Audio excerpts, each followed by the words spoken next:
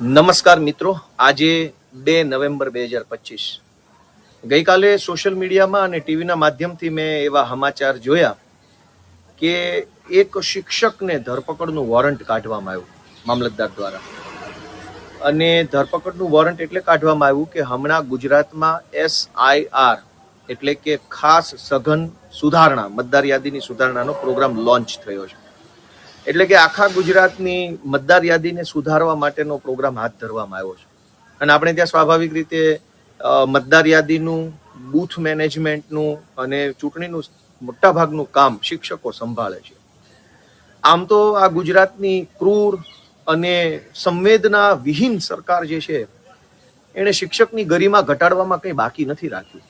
મને યાદ છે જ્યારે હું નાનો હતો અને પ્રાથમિક શાળામાં ભણતો હતો, એ જમાનામાં ગામના શિક્ષક એટલે ગામનો સૌથી વજનદાર મોભી માણસ ગણાતા. ગામમાં ક્યાંક લગ્ન હોય તો ચાંદલો લખવા શિક્ષકને બેસાડતા. ગામની અંદર કઈ નાની મોટી ઘટના બની હોય તો લોકો શિક્ષકની સલાહ સૂચન લેતા. ગામની અંદર છોકરાઓ શું ભણવું, આગળ ક્યાં જવું, કયા શહેરમાં ભણવું, કઈ કોલેજ હોસ્ટેલમાં રહેવું, એ બધી જ સલાહ સૂચન શિક્ષકો પાસેથી લેતા. એટલે કે ગામડાની અંદર શિક્ષકનું એવડું મોટું મહત્વ હતું કે લોકો શિક્ષકનો આદર કરતા. અને વિદ્યાર્થીઓ જ નહીં, વિદ્યાર્થીના વાલીઓ, એના પરિવારજનો બધા જ શિક્ષકોનો અત્યંત આદર કરતા. અને મોટી મોટી ઉંમરના માણસો પણ પોતાના શિક્ષકોને યાદ કરતા. અને છોકરાઓ ભણીને જાય ત્યારે શિક્ષકોને એવી રીતે સન્માનિત કરતા કે આ મારા સાહેબ છે, આ અમને ભણાવતા હતા, આ સાહેબના ક્લાસરૂમમાં અમે ભણતા હતા, વગેરે વગેરે. પણ ગુજરાતની ભ્રષ્ટ, દુષ્ટ અને હલકી માનસિકતા ધરાવતી ભાજપની સરકારે ખાલી શિક્ષણનું જ નહીં, શિક્ષકોનું પણ નખોદ કાઢી નાખવામાં કંઈ બાકી નથી રાખ્યું. અને શિક્ષકની ગરિમા સમાજમાં ઘટાડવાની કોઈ કસર નથી છોડી. શિક્ષકો પાસે બધા જ કામ, શૌચાલય કેટલા છે ગામમાં, ખુલ્લામાં શૌચાલય કોણ જાય છે, ખેતરોમાં તીડડા આવ્યા છે તો તીડ ભગાડવાના છે, ન જાણે કેવા કેવા કામ શિક્ષક પાસે કરવામાં છે. શિક્ષક એક સન્માનિત વ્યક્તિ હતા સમાજમાં, આજે રહેવા નથી દીધા. એ આપણા બધાનું દુર્ભાગ્ય છે. કેમ કે શિક્ષક તો માણસ ઘડતરનું કામ કરે છે. પણ મારે વાત કરવી છે જે પેલા શિક્ષક ઉપર વોરંટ કાઢ્યો એની. એક શિક્ષક મતદાર યાદી સુધારણાની SIR ની મીટિંગમાં હાજર ન હતા એટલે એને ધરપકડનું વોરંટ કાઢવામાં આવ્યું, કેમ કે એની BLO તરીકેની ડ્યુટી હતી. પણ એ BLO શા માટે ગેરહાજર છે એવું જાણવા માટે ભાજપની સરકાર પાસે 100 રસ્તાઓ હતા. કેમ કે સરકારને ખબર છે કે શિક્ષકનું વતન કયું, એનો પરિવાર ક્યાં રહે છે, એનું ઘર ક્યાં છે, કયો તાલુકો, કયો જિલ્લો, કયો ગામ, કયો ફ્લેટ, કઈ સોસાયટી. તો ધરપકડ વોરંટ કાઢવાના બદલે સરકાર એક ટેલિફોન કરીને સ્થાનિક પોલીસને કે સ્થાનિક મામલતદારને કે સ્થાનિક TDO કે સ્થાનિક જે કાંઈ વ્યવસ્થાના માણસો છે એને પેલા શિક્ષકના ઘરે મોકલી શક્યા હોત, એ જાણવા માટે કે શિક્ષક જે મતદાર યાદીની મીટિંગમાં નથી આવ્યો એ શા માટે નથી આવ્યો. એના પરિવારમાં કોઈ બીમાર છે, કંઈ બીજી તકલીફ છે, કોઈ કંઈ પરિવાર કંઈ લોન ભરે છે અને હપ્તાનું ટેન્શન છે, બાળકોને કંઈ તકલીફ છે, પરિવારમાં તકલીફ શું છે, કંઈ પણ વ્યાજબી વાત છે તો એને માફ કરી શકાય. એના બદલે ધરપકડ વોરંટ કાઢવામાં આવ્યું. પણ ધરપકડ વોરંટ કાઢ્યું એ વાત પૂરતી નથી. એના કરતાં મોટી વાત એ છે કે એ ધરપકડ વોરંટને ઈરાદાપૂર્વક, આયોજનબદ્ધ રીતે આખા ગુજરાતના WhatsAppમાં નાખવામાં આવ્યું. શું કામ? શિક્ષકોમાં એક ભયનો માહોલ ઉભો કરવા માટે કે જો આ કરી શકીએ અમે, તમે જો અમે કહીએ એમ નહીં કરો ને તો આ ધરપકડ વોરંટો નીકળશે ને જેલમાં જશો. એટલે કાયદેસર રીતે શિક્ષકોને થ્રેટ આપવા, ધમકાવવા, ડરાવવા માટે થઈને વોરંટ કાઢવામાં આવ્યું.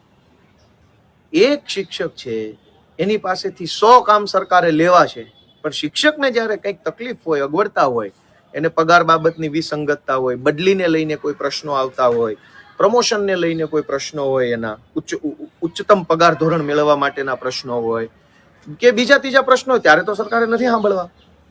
જ્યારે એની પાસેથી કામ કરાવવાનું હોય ત્યારે તો વોરંટ સુધી લઈ જવાની વાત આવી જાય છે કે કામ નહીં કરો તો વોરંટ નીકળશે. પણ સરકાર પોતાનું કામ નહીં કરે ત્યારે એનું વોરંટ કોણ કાઢશે?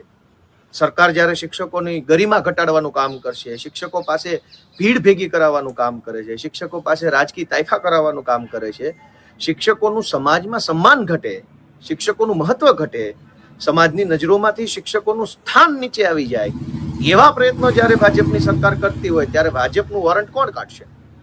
હું તો ગુજરાતભરના સૌ શિક્ષકોને 2 હાથ જોડીને વિનંતી કરું છું કે ચાણક્યના વારસદારો ગણી શકાય ચાણક્યએ કીધું હતું, શિક્ષક ક્યારેય સાધારણ નથી હોતો. ભાજપની સરકાર સાધારણ બનાવી દેવાની કોશિશ કરે છે. મતદાર યાદીનું કામ એ રાષ્ટ્ર સેવાનું કામ છે, દેશ સેવાનું કામ છે. એમાં કોઈ ના નથી, બધાએ કરવાનું છે.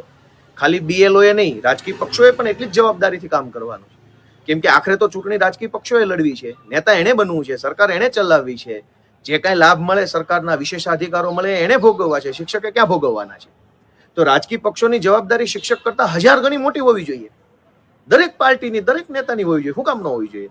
મતદાર યાદીનું કામ, ચૂંટણીનું કામ, કેમ કે ચૂંટણી શિક્ષક નથી જીતતો, ચૂંટણી તો નેતા જીતે છે, પાર્ટી જીતે છે, સરકાર પાર્ટીની બને છે. જે પાર્ટીની સરકાર બને એના નેતાઓ જલસા કરે છે. તો શિક્ષકનું વોરંટ શા માટે? એટલે હું ગુજરાતભરના, ભલે શિક્ષકોને લઈને કંઈ અમારી કોઈ ફરિયાદ હોય, કોઈ એકલ શિક્ષકને લઈને કે કોઈ શિક્ષણ વ્યવસ્થાને લઈને, તો એ અમારો હક છે. પણ સામૂહિક રીતે જ્યારે શિક્ષકોને ડરાવવાનું, ધમકાવવાનું કે આવી રીતે ધરપકડના વોરંટોના નામે આખી શિક્ષક સમુદાય છે એની અંદર ભય ઉભો કરવાનું જે ભાજપનું દુષ્કૃત્ય છે, એને હું સખત શબ્દોમાં વખોડું છું. અને આવું ન હોવું જોઈએ. ઓલરેડી શિક્ષણ, શાળા, શિક્ષક અને વિદ્યાર્થીઓનું આખું સિસ્ટમ બગાડી નાખવામાં કોઈ કસર નથી છોડી. કમસે કમ એક શિક્ષકને શાંતિથી જીવવા તો દે આ ભાજપની સરકાર. હું ગુજરાતના બધા શિક્ષકોને વિનંતી કરું છું બાપા, કે આ મતદાર યાદી સુધારણાની અંદર ખૂબ ગંભીરતાથી ધ્યાન આપી અને જ્યાં જ્યાં નકલી મતદારો છે, બોગસ મતદારો છે, ડમી મતદારો છે, ડુપ્લિકેટ મતદારો છે, ફેક મતદારો છે, બધાને કાઢી નાખો મતદાર યાદીમાંથી બહાર. આવતી જ ચૂંટણીમાં જો ભાજપ હારી ન જાય તો કહેજો. ભાજપ પાર્ટી નકલી મતદારો, બોગસ મતદારો, ડબલ મતદારો, એક સરનામા પર 2 વ્યક્તિ, 2 સરનામા પર 10 વ્યક્તિ, બીજા રાજ્યના મતદારો, આવી રીતે ચૂંટણી જીતે છે. અને એવી રીતે ચૂંટણી જીત્યા પછી શિક્ષકો પાસે શું કામ કરાવે છે? તીડ ભગાડવાનું, ભીડ ભેગી કરવાનું, રાજકીય નેતાઓની સરભરા કરાવવાનું. અનેક કાર્યક્રમો સરકારી શાળામાં શિક્ષકો પાસેથી સરભરા કરાવવામાં આવે છે. હું ધારાસભ્ય બન્યો પછી અનેક શિક્ષકો, આચાર્યો મને આગ્રહ કર્યો, પણ મેં 2 હાથ જોડીને ના પાડી કે ભાઈ મારી સરભરા તમારે નથી કરવાની. તમે ગુરુજનો છો, તમે જ્ઞાન આપનારા વ્યક્તિ છો, તમે વિદ્યા પ્રદાન કરનારા વ્યક્તિ છો. તમારી પાસે સરભરા અમારે નથી કરાવવાની, તમારી પાસે સેવા લેવાની નથી, સેવા દેવાની છે. પણ ગુજરાતમાં ભાજપના મામૂલીમાં મામૂલી તાલુકા પ્રમુખ ટાઈપના જે પણ વ્યક્તિઓ છે, જેની રાજનીતિમાં કઈ એવડી મોટી ઉપલબ્ધિ ન ગણાય, એ લોકો શિક્ષકોને દબડાવે છે. એમાંય પંચાયત હસ્તકની શાળા હોય, મ્યુનિસિપલ સ્કૂલ બોર્ડની શાળામાં મ્યુનિસિપાલિટીના ભાજપના નેતાઓ ધાકધમકી કરે. પંચાયત હસ્તકની શાળામાં ભાજપના હાવ લલ્લુ પંજુ જેવા માણસો આવીને શાળાના પ્રિન્સિપાલો, મહિલા શિક્ષકો એને ધાકધમકી કરી જાય. તો દોસ્તો, મારી બધા શિક્ષક મિત્રોને ગુજરાતના વિનંતી છે કે આ ધરપકડ વોરંટ કાઢનારાનું વોરંટ કાઢો. અને એ વોરંટ કાઢવું હોય તો તમે તમારી જે ફરજ છે BLO તરીકેની, એ ફરજ એવી નિષ્ઠાથી બજાવો, એવા દેશભાવનાથી બજાવો કે તમામ નકલી મતદારો, બોગસ મતદારો, ડમી મતદારો મતદાર યાદીમાંથી આઉટ થઈ જાય અને 2027ની ચૂંટણીમાં જ ભાજપનું બધો જ કડદો થઈ જવો જોઈએ.